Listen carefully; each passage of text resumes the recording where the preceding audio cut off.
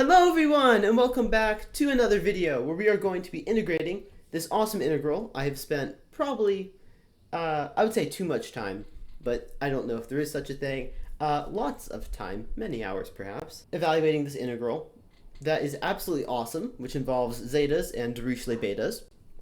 But without any further ado, let's just get started. So one way we can express our integrand right here is actually just in terms of e, because we have, well, a sine. So what we can say then is sine of x is equal to e to the xi minus e to the minus xi all over 2i. And from this we can just sub this into our integral, giving us the following. The integral from 0 to pi on 2 of 2i times x to the n over e to the xi minus e to the minus xi dx. And after this, we can multiply the top and bottom by e to the minus x to get the denominator to be a little bit nicer, which you will see why shortly. So this right here we can say is equal to 2i, I'll throw that bit out of the integral of from 0 to pi on 2 of x to the n e to the minus xi, and then divided by 1 minus e to the minus 2xi dx. And now another way we can express this 1 over 1 minus e to the minus 2xi that you may or may not be familiar with is actually just as a geometric series. So just quick reminder in general, we have 1 over 1 minus x. We can express this as a sum from, say, k equals 0 to infinity of x to the k.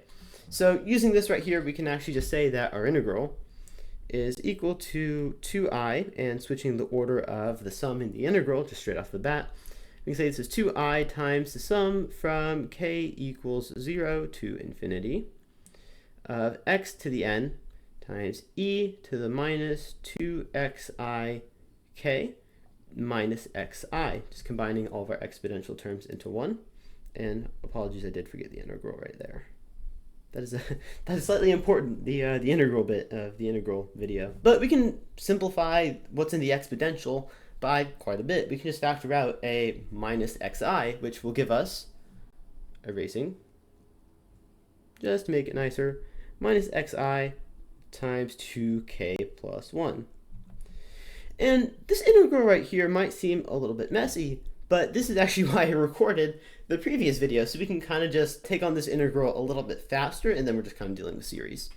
So what we can say to simplify this quite a bit is just let u equal xi times 2k plus 1. I'm going to zoom in right here. So then du is equal to dx, but then we have this extra factor of 2k plus 1 times I, which then, yeah, it's going to be very long. I'm going to do a lot of space here, which is then going to give us 2i times the sum from k equals 0 to infinity still.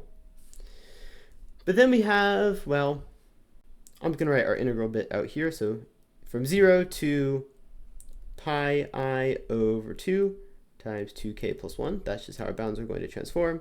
And then, well, what exactly is x in this case? Well, x is just u over 2k plus 1i. So that's going to go in the denominator of this x right here. So one way we can think about this is that we're going to have a 2k plus 1 times I all raised to the n power in the denominator, but then we're also going to have this additional one from our dx term contributing. So in total, what we're going to get is 2k plus 1 times I all to the n plus 1 power. And then our integral is just going to be u to the n times e to the minus u du. And yes, this is why I made the video yesterday that I did. That way we can just pull out our nice little formula that we have for this right here, which happens to be the lower incomplete gamma function. Lots of adjectives there. From the previous video, we know that this right here is just going to be n factorial, and then times 1 minus e to the minus whatever our bound is up here. So in this case, it is going to be that rather long thing right there. So I will write it out in its entirety this time. Pi I over 2 times 2k plus 1.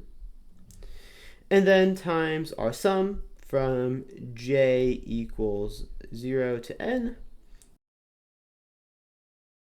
And here we have pi I over 2 times 2k plus 1. I added an extra set of parentheses, yay, to the j over j factorial, close parentheses. So that right there is just our integral.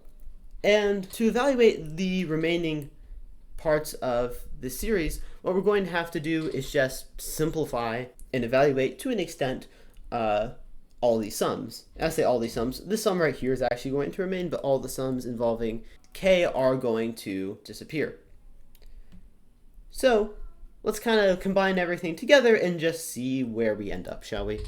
So what we have is just 2i times our sum from k equals 0 to infinity of, I'm going to distribute everything real fast, so actually I'm going to put the n factorial out here just for simplicity, but I'm going to distribute this term right here, the 1 over 2k plus 1i to the n plus 1. So we have 1 over 2k plus 1 times I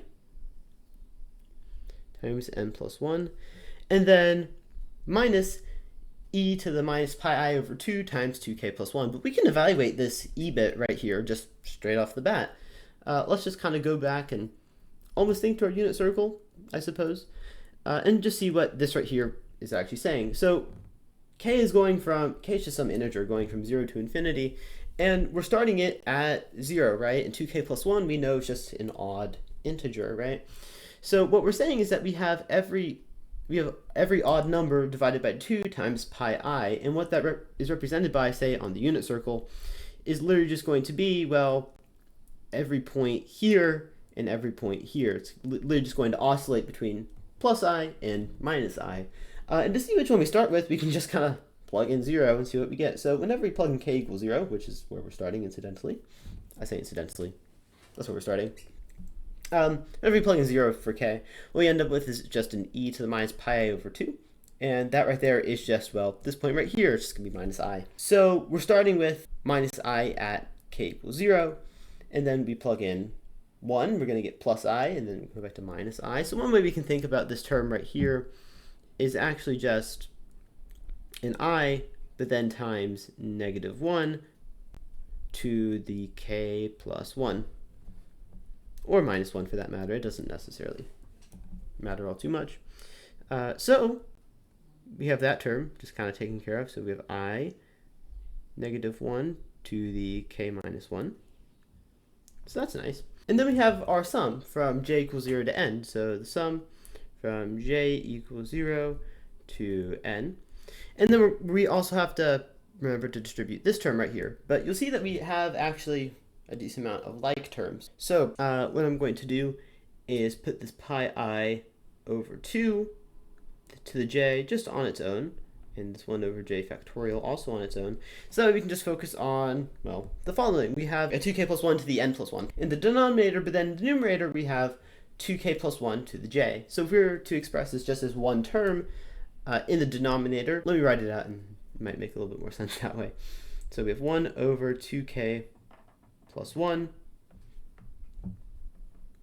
to the n plus 1 minus j, the n plus 1 minus j. And then we have our I term right here. So it's I to the n plus 1, but I'm just going to throw that in the numerator because I can't be bothered to put it in the denominator. But this is what we have. And the reason we actually want to express this right here as one term in the denominator specifically as opposed to the numerator is just because n plus 1 is always going to be greater than j, because j is literally ranging from 0 to n. So the most j can be is n, meaning that the minimum value for that exponent right there is just the 1. So let's go ahead and simplify just a couple more things with this at the moment. And I should actually clarify that this is all being summed over with k, and we're about to split all this up. So one way we can simplify all of this right here is actually by distributing this to I. So what this gives us We have n factorial out front still, and still our sum from k equals 0 to infinity. But what we have then for this right here at least, just kind of collecting all of our I terms, is a 2, and then times I to the just minus n, and then divided by 2k plus 1 to the n plus 1. And let's see what happens for this sum. We're distributing this to I, but you'll see that we have an I right here, but also another I right there. So that right there is going to cancel and make a positive 1. Or sorry, make a negative 1, which with this minus sign right here will make a positive 1. But what we can actually do is just bring down this minus 1 that's right there and restore the minus sign. So we can really just rewrite everything here as just minus 2 times negative 1 to the k, and then times the sum from j equals 0 to n. And then we can simplify the i's right here too. So we're still going to have pi, pardon me, not I, pi over 2 to the j, and then I to j to the minus n minus 1 divided by j factorial, I can't write, goodness. And then we're going to have our 2k plus 1 to the n plus 1 minus j. Parentheses. Okay. It might not seem like we've done a ton here, but this is actually the point where we're going to split up these two sums. And what we're going to do is take the real part of both, because you'll see we have a lot of just extra imaginary bits, and we know our integral right here is going to be strictly real because, well, it has no imaginary part. So what we're going to do is just take the real part of all of this to simplify it, and then we're also going to split up big sum right here into a sum over that and then a sum over that. So without further ado, let's get started with sum number 1. This right here is going to be the shorter of the two, which is kind of interesting. But anyways, let's get cracking. So I'm going to change colors as well. This is going to be equal to n factorial. Then our sum from k equals 0 to infinity. Then we have our 2k plus 1, and then n plus 1 here. And a 2, of course. Times the real part, because we can kind of distribute it this way, of I to the minus n. But what exactly is the real part of I to the minus n? Well, we can express this using Euler's formula. We can say I is, well, e to the pi I on 2. So this right here would just be minus n pi I on 2. And taking the real part of that, we find that this right here is actually just going to be cosine of pi n, pardon me, over 2. But what exactly is the cosine of pi n over 2? Well, if we plug in 0, we're going to get, well, cosine of 0, which is just 1. But then if we plug in 1, we get cosine of pi over 2, which is just going to be, well, 0. If we plug in 3, we're going to have cosine of 3 pi over 2, which is going to be negative 1. So this very interesting behavior starts to arise with this sum right here. And that's that whenever we take the real part of it, it only exists whenever n is even. So what this kind of points to is we're going to have two different formulas actually for this integral, one being for even n, the other for odd n. So what we're going to do at this point is really just kind of roll with the fact that just let n be even. And I'm even going to go so far as to say is let n be equal to 2m, where m is just some integer. So what we can do here then is just express all of our n's in terms of m, since we're going to assume that n is going to be even, so that the sum, which we do actually want to evaluate, is not just going to go to 0 every time. We're actually going to have a value for it. So using this right here, what we actually find is that we have 2m, now factorial, and then times the sum from k equals 0 to infinity. That part's not going to change. And then we're still going to have this 2. But then we're going to have, well, this right here. But what we're saying is n is now even. So let n be 2m, and you see the 2's cancel, and we end up with cosine of pi m, and m is just, some integer. And that right there is just sort of clearly just -1 to the m.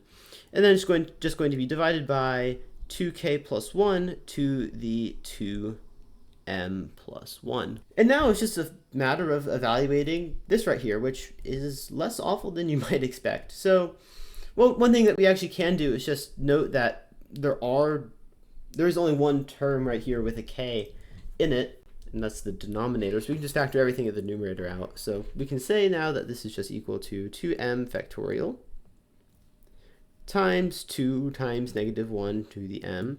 And then now we have the sum from k equals 0 to infinity of 1 over 2k plus 1 to the 2m plus 1.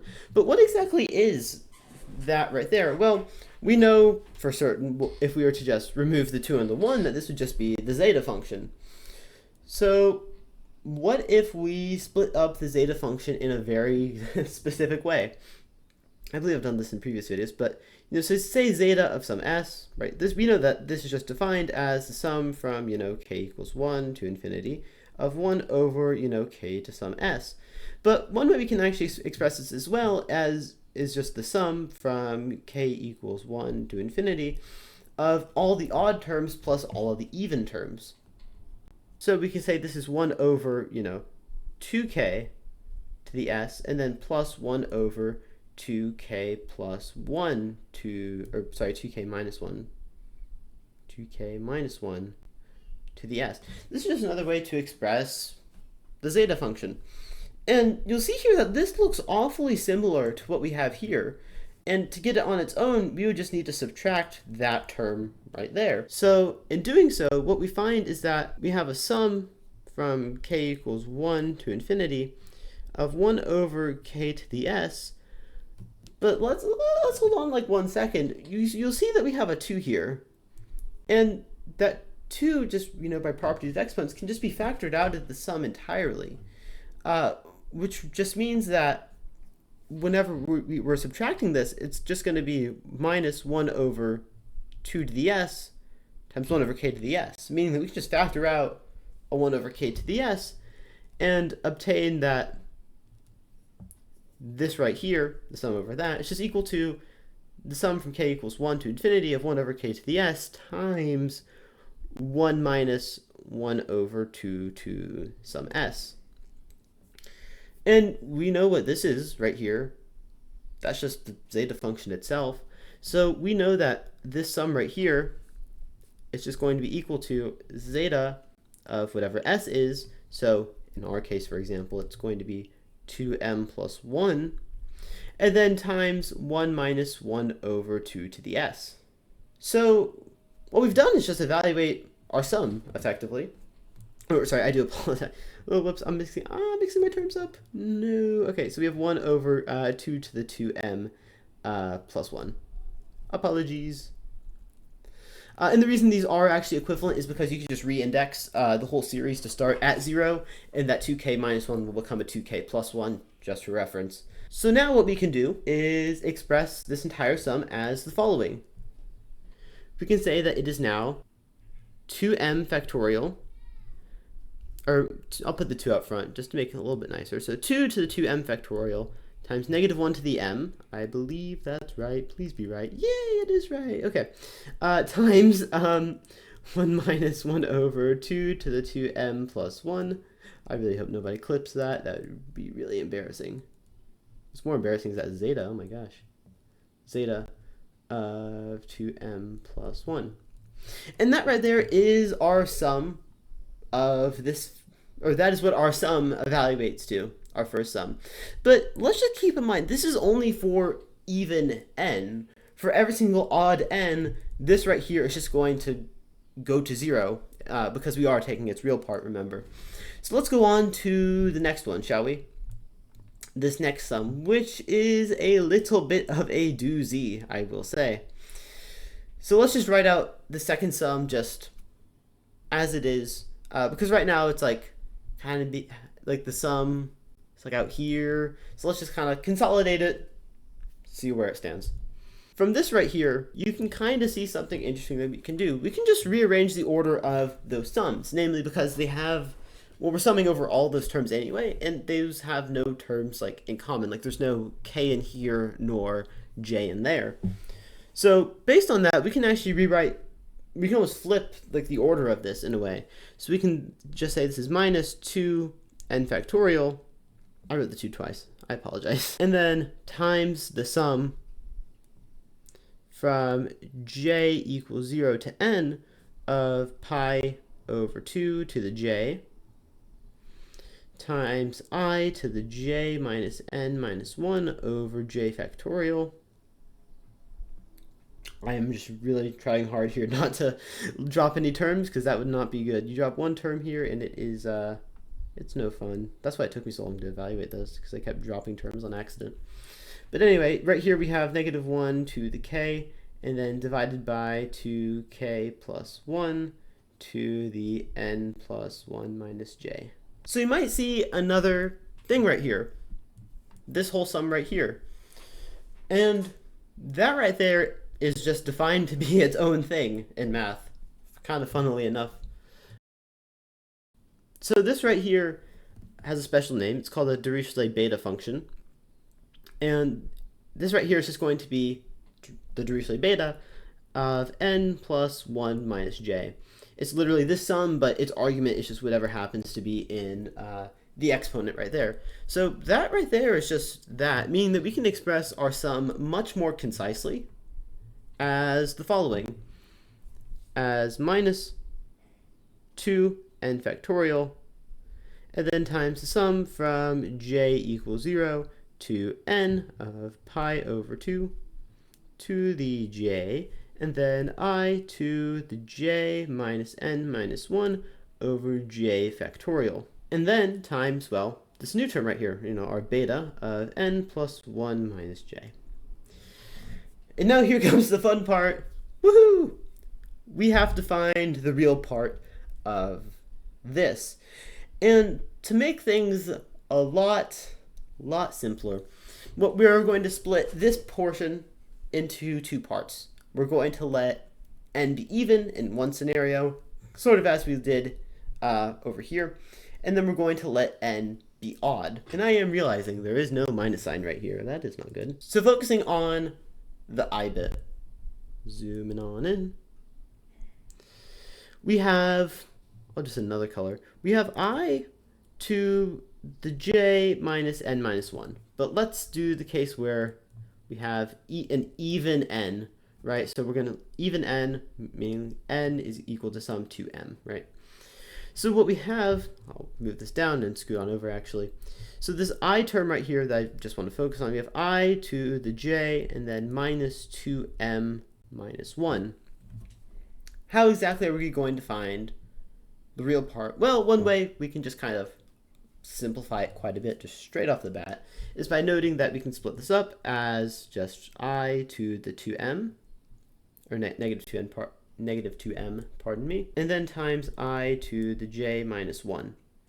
Well, what's I squared? I squared is just negative 1, so this right here is equal to negative 1 to the m, or negative m, doesn't really matter because it is negative 1.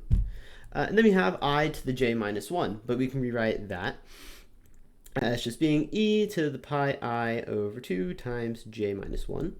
And taking the real part of this, we find that this is just going to be negative 1 to the m, and then cosine of, well, pi over 2 times j minus 1. But the interesting thing here is that we have a j minus 1. We're effectively shifting over our cosine. So one alternative way to express this actually is just removing the negative 1 and replacing the cosine with sine. Because one way we can think about it is that we're just shifting over the graph just a tiny bit. Or we're shifting it over to the right. So like, take cosine, it's like this. Or like shifting it over so that now it starts here and that's like sine. Easier to visualize in Desmos.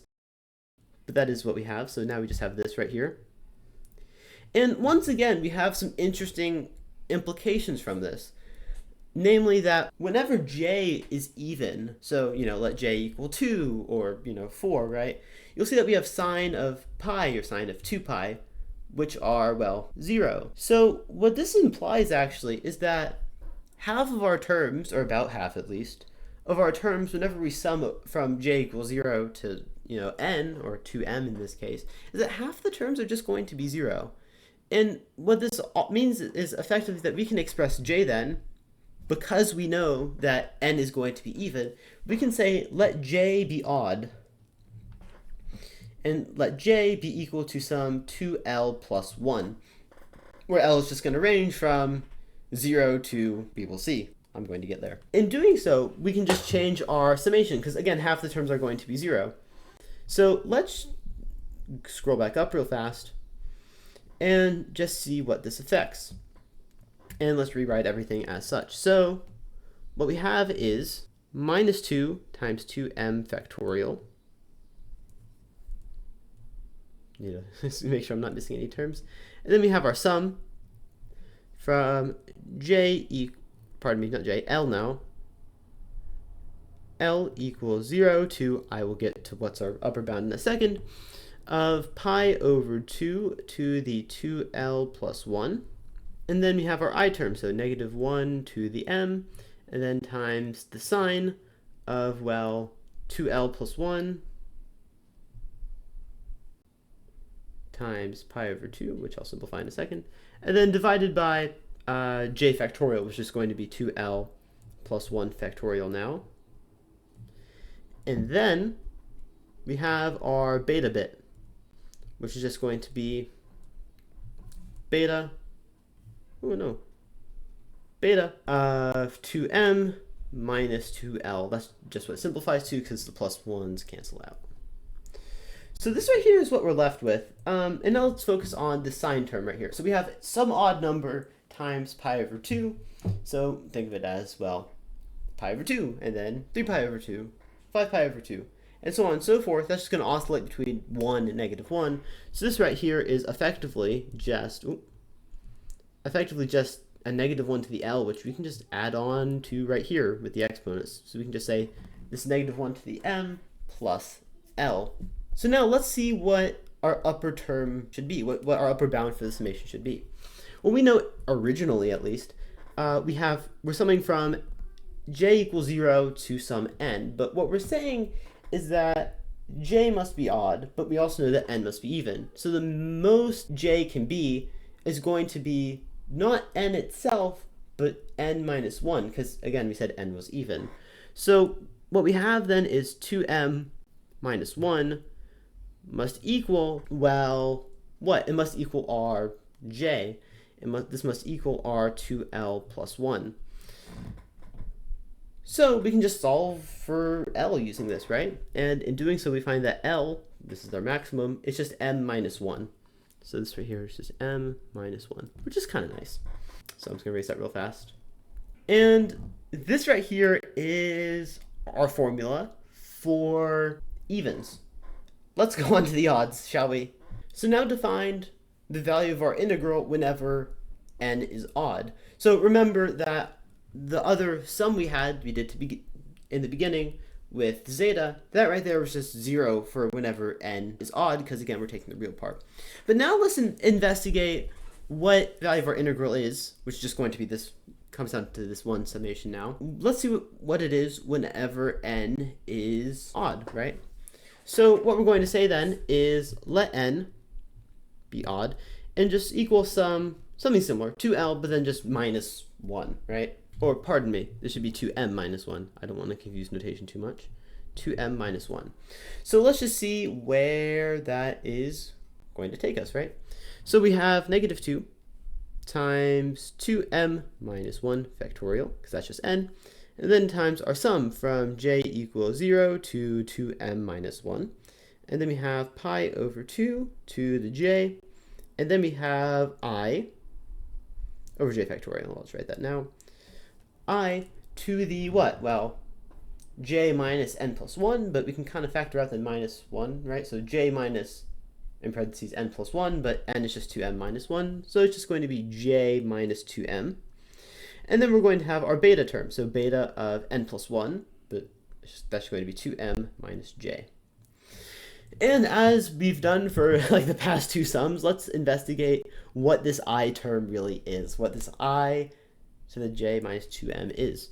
So this is a little bit simpler almost than last time, just by virtue of we can express this as, we can immediately like split it up, and we're just going to have I to the minus 2m, which is going to be negative 1 to the m, as before. And then we have just I to the j.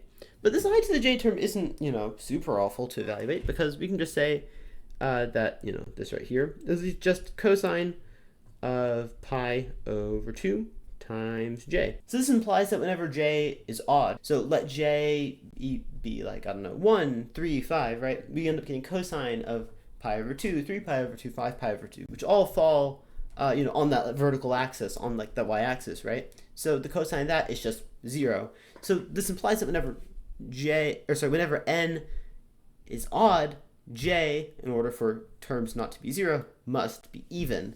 So what we can express j as now is let j equal sum 2l. So in doing so, what we have then is minus 2 times 2m minus 1 factorial, and then times our sum from l equals 0 to, well, let's just knock out the upper bound right now. We know that j has to be even, but we're summing up to some odd number. So the closest we can get to that is just 1 less than that, right? So we can just say this is 2m minus 1, which is just minus 2, which we want to find the maximum of. That's like our maximum. That's our L. So our maximum L is just, we just have to solve for that. And that's just going to be actually the same, which is kind of cool, which is m minus 1. So now what we have then is pi over 2 to the 2l, because we're replacing j. And then what exactly is our I term? Well, basically as before, it's going to be the same, just negative 1 to the m and then plus l. And this stems from the fact that the cosine of just some integer times pi is just going to be negative 1 to said integer. So we have to divide by j factorial still. And then we have beta of 2m minus j. And this right here is our answer. We can't, to my knowledge at least, or pardon me, haha, it would help to replace that with an L. Whoopsies. Anyway, this right here is the answer, at least whenever n is even. Let's combine our answer whenever n is odd. That way we can kind of get everything onto one page and see similarities and differences. So those right there are our answers for our integral. And just to kind of reiterate again, this right here is for odd. Whoops. This right here is for odd n, and this right here is for even n. So to prevent the video from dragging on any longer than it needs to, and also by virtue of I would like to go watch the presidential debate, that'll be more interesting than this. Anyway, let's not get political here on Ginger Math. Let's not. Anyway, hope you all enjoyed this video, a little bit longer, but I will see you all in the next one. Thank you for watching.